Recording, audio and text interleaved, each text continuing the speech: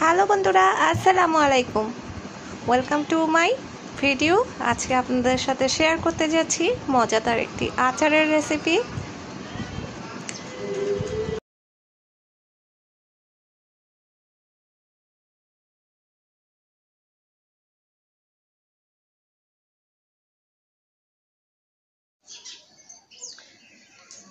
তো চালতার আচার তৈরি করার জন্য দুইটা চালতা নিয়েছি এখানে, আর পাঁচফোড়ন আমি টেলে নিচ্ছি। পাঁচফোড়নটা টেলে গুঁড়ো করে নেব চালতার আচারে দেওয়ার জন্য।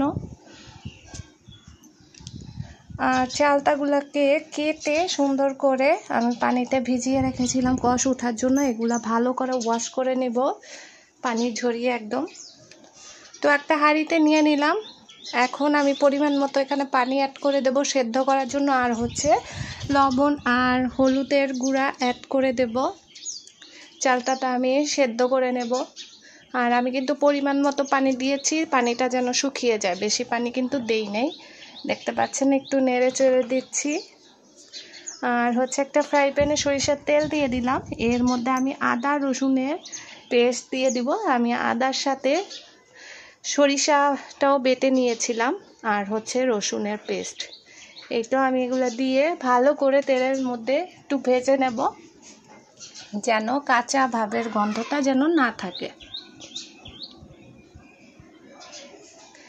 ভিডিওটি ভালো লেগে থাকলে অবশ্যই চ্যানেলটি সাবস্ক্রাইব করে দিয়ে পাশে থাকা বেল আইকনটা অন করে দিবেন। অবশ্যই লাইক কমেন্ট করে ভিডিওটা শেয়ার করে দিন। ফেসবুক পেজটা অবশ্যই লাইক ফলো দিয়ে ভিডিওটা শেয়ার করে দিবেন। তো এখন সেদ্ধ করা চালতাগুলো দিয়ে দিলাম।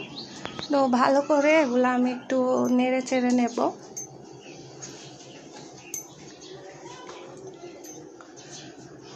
তো এর মধ্যে আমি পরিমাণ মতো চিনি দিয়ে দেব। চিনি দিয়ে ভালো করে নেড়ে চেড়ে নিচ্ছি। তো ভালো করে নেড়ে নিলাম। তারপরে হচ্ছে এখানে আমি সাদা পানি দিয়ে দিলাম, মানে সিরকা, হোয়াইট ভিনেগার যেটাকে বলে, আচারটা ভালো থাকার জন্য। আর এখানে আমি একটু মরিচের গুঁড়া অ্যাড করে দিলাম। আর এখানে আমি বিট লবণ দিয়ে দিচ্ছি, তাহলে হচ্ছে আচারের টেস্টটা ভালো আসে। নর্মাল লবণ না দিয়ে আমি এখানে বিট লবণ অ্যাড করেছি। আর হচ্ছে এখন দেখতে পাচ্ছেন আচারটা জাল করতে করতে কালারটা একটু চেঞ্জ হয়ে আসছে। এ পর্যায়ে আমি পাঁচফোড়নের গুঁড়োগুলা দিয়ে দিলাম। তো ভালো করে নেড়ে চেড়ে নেব। তো আর একটু অল্প আছে, কিন্তু আমি আচারটা জাল করতেছি। সুন্দর করে জাল করে তারপর হচ্ছে আমি চুলা থেকে নামিয়ে নেব। ঠান্ডা হওয়ার পরে আমি একটা জারে নিয়ে নেব, কাচের জারে।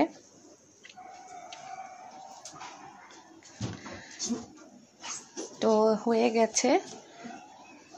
তো আমি কাচের জারে নিয়েছিলাম, এখন আমি একটা বাটিতে নিয়ে নিচ্ছি। তৈরি হয়ে গেল মজাদার চালতার আচার।